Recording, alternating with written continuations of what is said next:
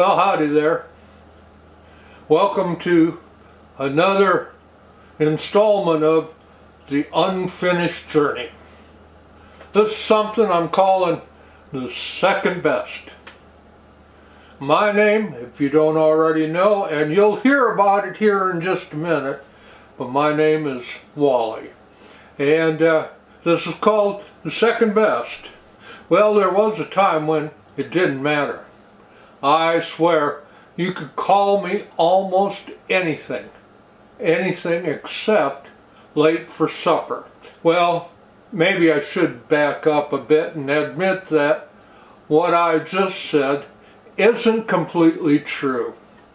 There was a time when if you called me anything other than Junior, son, you and I just might go to Fist City. The thing is, Junior wasn't my first name. I was named after my father, and so I was Junior, and I was second. I don't think I thought about it much back in early times, but I'm sure as I can be, I never intentionally wanted to be second. But Junior was what I was called. It was what my mother wanted. And so I didn't think about it. I just accepted it.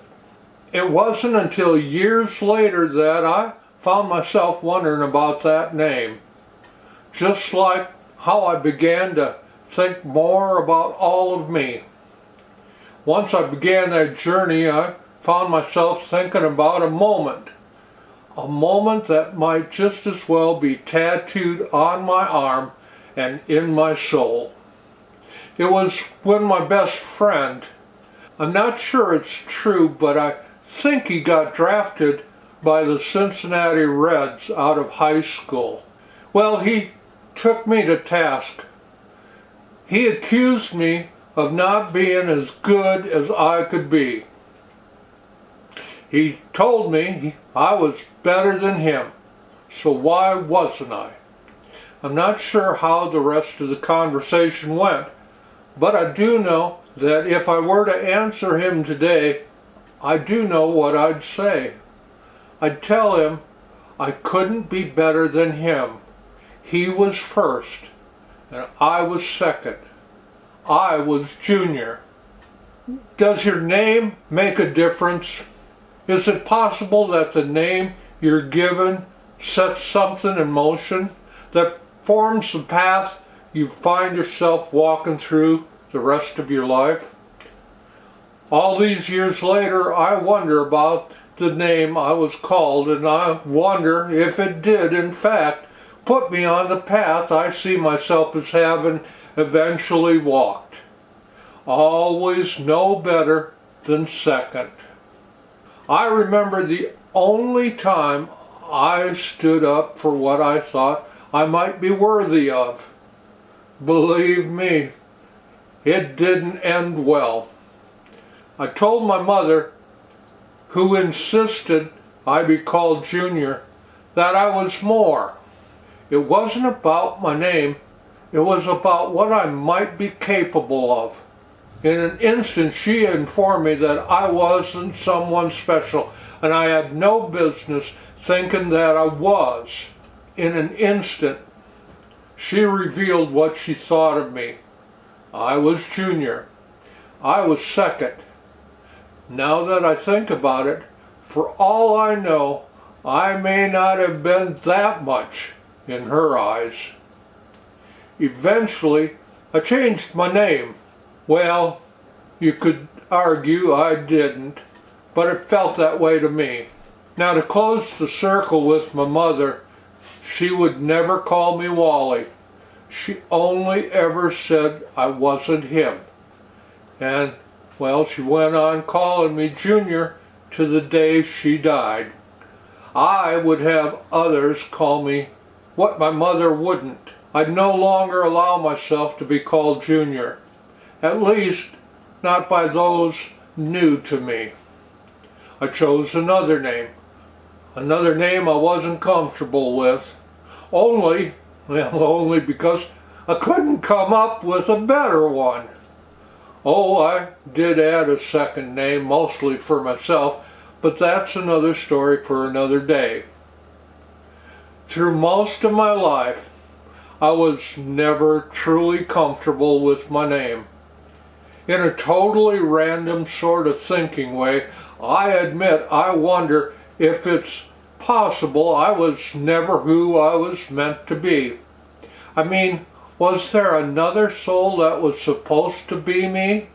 A someone who should have been the WVB Jr. that was written on a birth certificate. The premature male baby that showed up on a dreary December night. Oh, I know that's way off the beaten path for most everyone, but it's how my mind works when I don't think I have a better explanation. The thought that when no other explanation seems plausible, the only thing left must be, well, you know. The thing I find most interesting, and I think a bit humorous, is the fact that I've never come up with a better name for myself. Oh sure, I've been called Dad, Daddy, Father, and now Grandpa. But my name, Wallace Victor Bornman Jr., has never truly sat well with me. I've thought about Fred, spelled P-H-R-E-D, a different spelling sort of thing, you understand, but that doesn't settle in well either. These days, I admit that if everyone called me Grandpa Wally, I'd be as good with that as anything. Now it seems a shame, as I think about it, that a person can go through life not liking their name. I wonder, in my case, if it might have something to do with not liking myself. If I had to guess, I'm going to say there's a lot to that right there. Maybe if I were to like myself just a bit more, it wouldn't matter what name someone called me. Then again, when all's said and done, I do hope they keep calling me Grandpa Wally. Well, that's it for now.